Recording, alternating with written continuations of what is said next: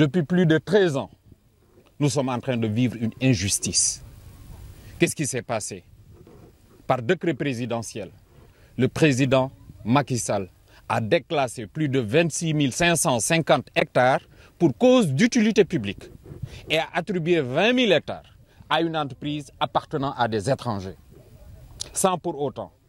prendre les préalables, discuter, informer, parler avec les populations. Et depuis plus de 12 ans, ils n'ont exploité pas plus d'1% de ces terres.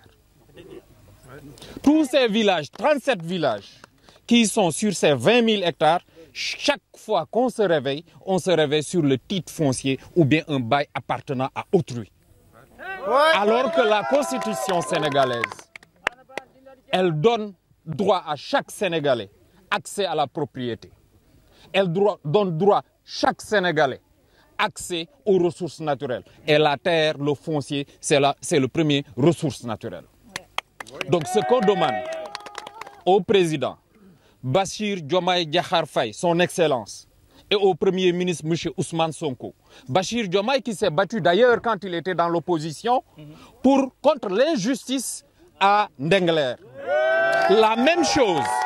il doit le faire aussi pour Diaël.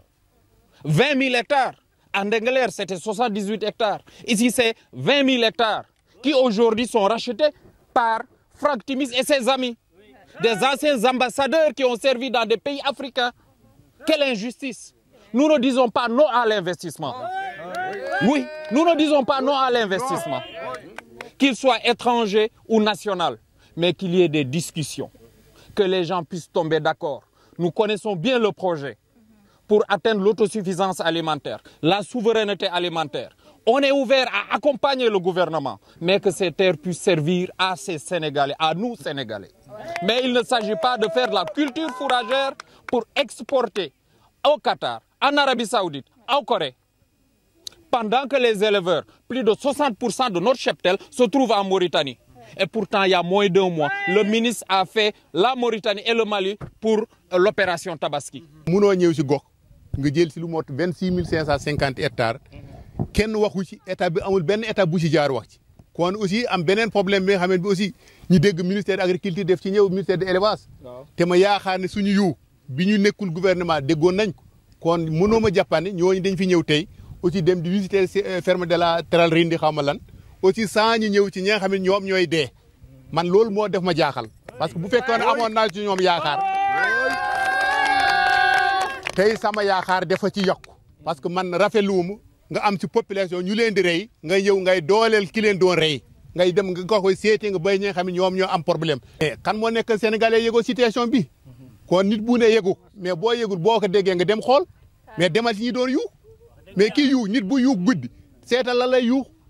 man dem ne ministère bi moom la ñu interpellé moom la ñu lancé appel lu muy def tey droit am na sañ-sañ bi mais nag xam ne ñu anduñu ci parce que comme que ñun ñooy dee bu mu seet ki ñuy ren ne ñëw seet ñi nar a dee mu massa leen mu jaale leen parce que lan moo tax parce que man bugguñu seen xeer bu dugguñu saaga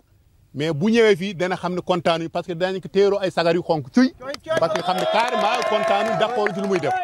waaw parce que mënuñu muy lakkatu dem di au côté muy jël di doolal suñu noonu aussi di ko déggal ne moom muy béy culture fourragère kan la ko béyal koy béyal poosam la koy béyal daf koy dem dëkk jaay kon ñun sàmm yi fi nekk lan ban intérêt lañ ci am béykat yi fi nekk tey ban intérêt lañ am ci suuf si ñun suñu commune tey am na 7 communes yi ñu wër ñu ngi fay dem di abbu suuf di luye suuf te loolu yoon def ko tere mais pour lan suuf bi nekk kii li may wax président bu fekkee ne Sénégal am na lu si jubati ci purum suuf fii la sokkee xoo fii la si seen huile fii si commune bu Ñiij fii la fekk baax fii si département bu Dagana kon li ñu koy lancé appel lii bu ko nangul gis dañ koy jàppee comme ni ñu jàppee woon waa seen huile wala ñu ko indi woon mooy Franck Timis wala Gora Seck ñoom noonu lañ ko foore lañ koy classé. wara maa nga fiit kamun fu ñu nu jëmal sunu nag yi nekk tuñ mi Mauritanie yóbbu nañ leen Mauritanie xale yii la ñuy sowe gis nga yii moo tax ñu jóg seetal ñii dañu leen di sowe jigéen yi dañu leen di sowe duñ leen bàyyi ñu dee haali